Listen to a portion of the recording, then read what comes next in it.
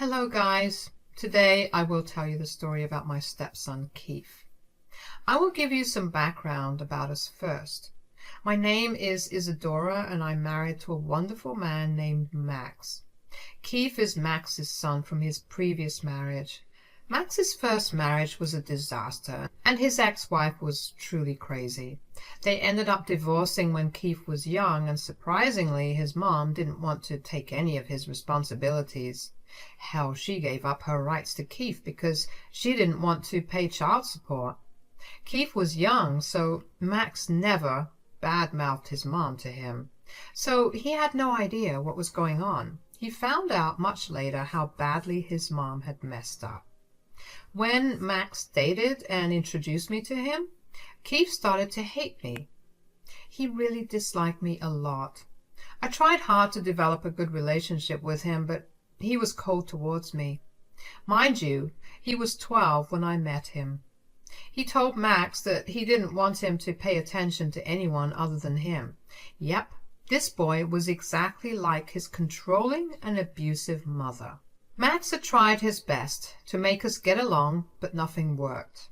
Hell, we didn't even get married until Keith was completely on board with it. So we got married and I started to take a lot of Keith's financial responsibilities. I never expected him to see or call me mom, but I was ready to take care of him completely. He was a child after all, so me and Max split all of Keith's bills. I even got him a car when he turned 18 and paid for half of his college tuition. Since he never held a job, we also paid his rent and bills because he wanted to live separately. Only his car stayed in our garage because his new apartment had no space. Things were surprisingly cordial between us after Keith moved out. He kept contact with his birth mom, who badmouthed me, but the distance between us made things bearable. Guys, I was genuinely starting to believe that all was well. That was until Keith came home with a ridiculous request. He said, "My friends are planning a trip to Vegas next month. I'm going with them as well. You need to give me the money to pay for everything. I'll need around $8,000. Are you kidding me right now? You want me to pay you $8,000 so that you can go gamble and do underage drinking with friends? Do you think I'm crazy?" "Relax, Dad. It's not a big deal at all. A lot of people my age are going to Vegas. It's not a problem at all. Everything will be fine." "Keith, you are asking for a lot of money. We are already paying a lot for you. I don't think this is a reasonable request you are making." "Oh, please, you shouldn't be talking at all. You were sitting at home and doing nothing. You don't get to talk about money. I know Dad bought you a diamond necklace last month. He can definitely give me money if he can pay for your ridiculous demands." I was pretty hurt by what Keith said. Yes, I was sitting at home for a while because I lost my job recently. I was already looking for a new job and simply needed some time. As for the diamond necklace, it was Max's anniversary gift for me. He got me a $10,000 diamond necklace from Blue Nile. I didn't ask for it. He gave it to me because he wanted to. Keith didn't like that one bit, as usual. Still, I didn't know how he thought he would give in to his ridiculous request. I was seriously very upset while Max was pissed. He said, "You will not talk to my wife like that, Keith. She never asked for anything. I gave it to her out of my own wish. You don't get to say how I spend my money." "But Dad, if she gets to have such an expensive necklace, why can't I get money for my trip?" "You are delusional if you think I would give you that much money just to have fun and do illegal activities." "But Dad, you're not being fair. I've already heard enough, Keith. If you want to go, you will have to find a way yourself. You are an adult, so I can't stop you. But I sure as hell won't be paying for it." Keith looked upset, but couldn't say anything to his father. Max was already pretty mad, so he didn't poke his dad anymore. He did, however, give me a very nasty look before leaving the house. Honestly, I was freaking pissed at him too, and that night I kept thinking about what he said and how he had insulted me. I was feeling slighted and disrespected. Also, I had a bad feeling that Keith was going to do something stupid. God, I was right about that. A week later, I found out that my diamond necklace was missing. I usually kept it locked in a safe, but it was in my closet because I had a family event the previous day. Coincidentally, Keith stayed over at our place that night as well. He had left that morning in the afternoon when I went to put away my necklace. I saw that it was missing along with the case. I panicked, but had a sinking feeling that it was Keith. Still, I called Max to make sure he didn't displace it. He was clueless as well, but told me to check the security cameras in the hallway. When I did check the camera footage, my doubts were confirmed. Keith had gone to my room when I was in the shower and had taken my necklace. I was freaking pissed when I saw it. I immediately called Keith and started to record the conversation. I said, "Keith, did you freaking take my diamond necklace? Answer me truthfully." "Oh boy, you figured it out fast, I'll give you that, Isadora. Yes, it was me who took it. Congratulations on figuring it out." "Do you think this is funny? You need to give my necklace back, Keith. Bring it back right now before I call your dad and tell him everything." "You are never getting your necklace back, Isadora. I've already sold it and used the money to fund my Vegas trip." Guys, I really had a hard time wrapping my head around what he had said. Keith had not only stolen my necklace but also sold it to fund his trip. Now, I know why he wanted to go to Vegas so desperately. He was already so greedy for money that he had stolen things from his family. I was shocked and didn't know what to say. The only thing I managed to say was, "What? Keith, why would you do that? That was my anniversary gift. Your father bought it for me so lovingly. You had no right to do this." "No, you have no right to have a diamond necklace, Isadora. You can't have expensive things when you're unemployed. You are just wasting my father's money on stupid things. I can't let you do that to my dad." "So you stole from me? Sold my necklace? Just because I'm unemployed doesn't give you the right to steal from me. What kind of dumb logic is that? You need to go and get my necklace back."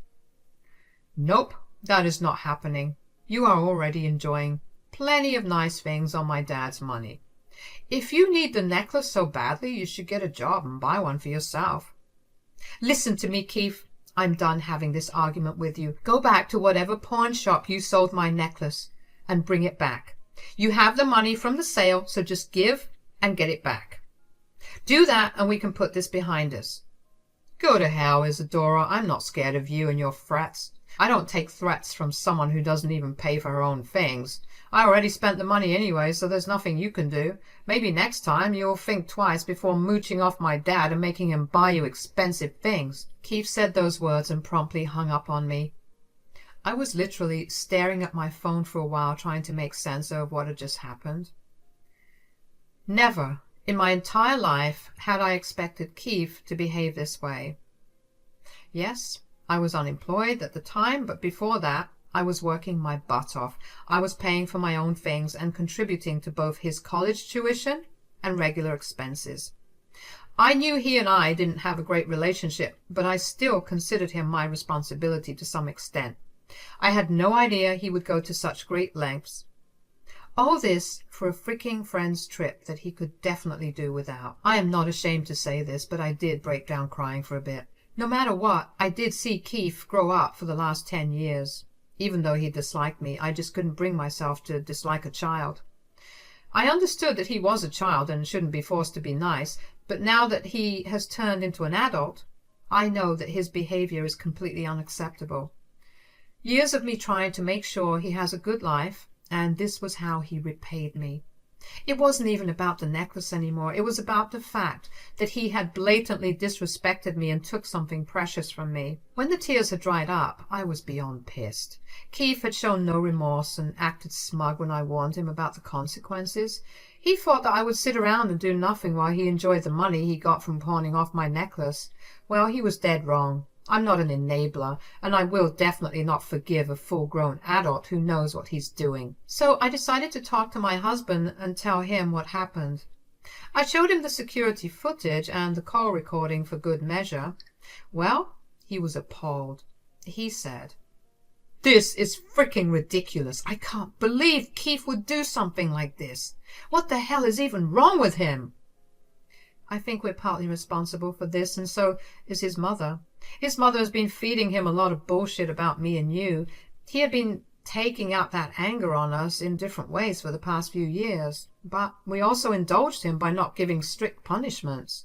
Maybe you're right about that. You really did do a lot for Keith, but he seems to have no respect for that. Hell, he seems to lack the basic decency to accept his mistake. This is just unforgivable. Max, your son is not a child anymore. He's freaking 20 and should have known better. We cannot let him get away with this. What he did is actually a felony. I know that, Isadora. I can't get these things out of my head. Something needs to be done. This is just unacceptable. I think I'm going to leave this to you. What do you want to do? It's your stuff he's stolen, and you are the one who he has insulted. I was a little taken aback by the fact that Max was giving me free rein to do what I wanted about this situation.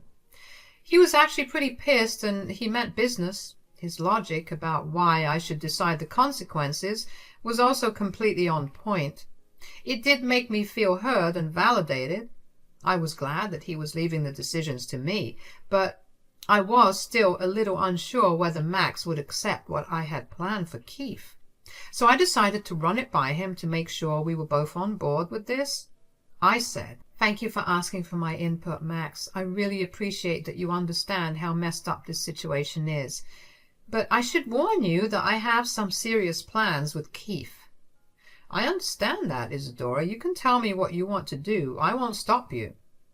"Max, I'm done paying for Keith. I don't want a cent of my hard-earned money to go towards him. I'm going to stop paying for his college tuition, and I'm going to take away his car. He has turned into a very hateful person and has no gratitude for what I do for him. I don't want him to profit off me anymore." "Fair enough, Isadora. I think all your plans are pretty reasonable. I don't see why it should be a problem." "There's something else too, Max. I want to press charges against him if he doesn't bring back my necklace. Since the bill has been in your name, you would have to do it. We can ask Keith to bring back the necklace, but since he doesn't have money, I don't know how he will do it." "This is a serious step, Isadora. Well, we will try to make him take out loans or something to get the necklace back. If everything else fails, we will have to press charges for insurance purposes anyway. He might be my son, but I will not support him in becoming a thief." Having Max's support meant a lot to me. I didn't know if ultimately we were going to press charges, but we were sure of getting the necklace back. With everything in place, I started to enlist Keith's vehicle for sale. Within a few hours, I had a buyer who I knew personally. Since it was a fairly new car, I got a good deal, and he didn't make a hassle because he had seen the car in person. Actually, he lived 2 blocks from where my stepson was renting an apartment. It was just my plain luck that he was willing to pay cash because he was in desperate need of a vehicle as his daughter's birthday gift. So I got the paperwork arranged so that he could pick it up soon. The next day, I went over to my stepson's apartment with Max. As soon as he saw us both, he was a little nervous. Max said, "We need to have a little chat about what you did, Keith." "I don't know what you're talking about, Dad. What is this about?" "Have you already forgotten the fact that you've stolen and pawned my necklace?" "What are you even saying, Isadora? I know nothing about that." "Dad, your wife has gone crazy. I can't believe she would accuse me of something like that." "So, you were saying that you didn't steal her necklace?" "No, Dad. Why would I even do that?" "Do you doubt me that bad? I swear to you, Isadora is putting ideas into your head. I didn't steal anything." Keith was acting all innocent and clueless. It would have been convincing if we didn't have solid proof of his stealing. He isn't a very bright person after all. He may have forgotten the fact that I have cameras in my house, or maybe he thought that he would get away with his actions again. But Keith's innocent facade crumbled when Max said, "Quit lying like an idiot, Keith. You know we have cameras in the house. I clearly saw you exiting our room while tucking something in your jacket. Plus, Isadora has a call recording where you confessed and also said some horrible things to her." "Dad, I'm so sorry. I was desperate for the money, so I sold the necklace. Isadora doesn't need something so fancy anyway. She's unemployed and doesn't have anywhere to go. I needed the money from the necklace." "You needed the money for a ridiculously expensive friend's trip to Vegas?" Are you freaking kidding me, Keith? How entitled are you? This is just plain unacceptable. You need to return the necklace right now. Trust me, Keith, I will call the cops on you if you don't. Dad, you can't do that. I'm your son. You can't call the cops on your own son. I can and I will call the cops when I catch you stealing from anyone. I'm already at the end of my wits with you, Keith. You have done something horrible and said horrible things about your stepmom. All these years, she did a lot for you, and this is how you pay her back. You are a failure of a man, Keith. Keith now knew that he had screwed up. His father had never spoken to him this way, and he knew he was in deep trouble. Keith also knew that calling his mother to help wouldn't work as well. His mom would run once she heard that money was involved, so Keith was now completely at our mercy. But he was still unyielding. He said, Dad, I can't get this necklace back. I already spent the money on non-refundable tickets and hotels. I've very little money left. It won't be enough. Well, in that case, you better cough up the money before we press charges. Dad, will you seriously take this mooching woman's side over your own son? Why does she get to have a necklace while you can't even pay for my trip? That woman doesn't deserve anything. She's an unemployed parasite. Did you forget the fact that I have been paying a good amount of money towards your upbringing as well? Your mother didn't give us a cent. I, along with your dad, paid for everything. If there is an unemployed parasite here, it's you, Keith. How dare you call me a parasite? I don't need your freaking money, Isadora. I have my dad for that. You can go to hell. Well, I'm glad that you said you don't need my money. You are going to have to remember that, because I will stop paying for your college and will take away your car. Keith looked at me shocked. He had no idea or had forgotten the fact that I was also contributing to his college fund, and the fact that his car was in my name was also something he never bothered to remember. So when I threatened to take away my financial support, he was shocked to learn how much it would affect him. He said, No, you can't take away my car. It's my car and you have no right over it. Well, did you forget that I own that car? I am the one who paid for it. It's my name on the deed. Now, since you're unemployed, you don't deserve a car, so I have already sold it to someone. You better give back the keys before I call the cops. You sold my frickin' car? What is wrong with you, Isadora? Dad? Why are you silent? Are you really going to let her do this? Don't you dare try to act entitled in front of me, Keith. That wasn't your car, it was Isadora's. We had given you everything, and you showed us no respect, especially to Isadora.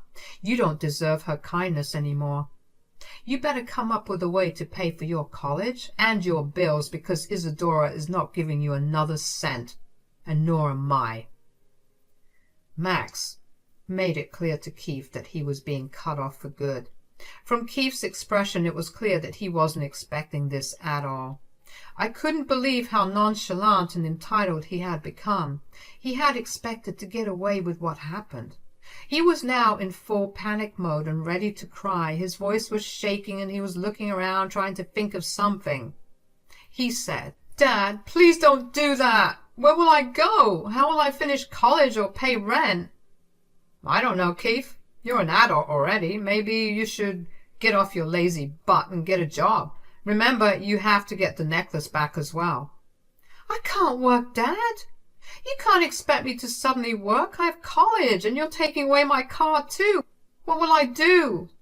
Well, that's your problem now, Keith. We did what we could, but you just wouldn't be happy with all the privileges you had.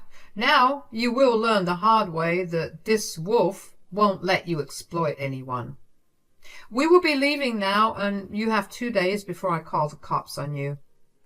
Before we leave, you need to hand over the car keys now, Keith. I wasn't kidding when I said that I sold your car. It will be picked up in a few days. You better start getting used to public transport because you will need it. Keith was about to yell at me again, but Max's expression shut him up real quick. He quietly handed over the keys and stayed silent.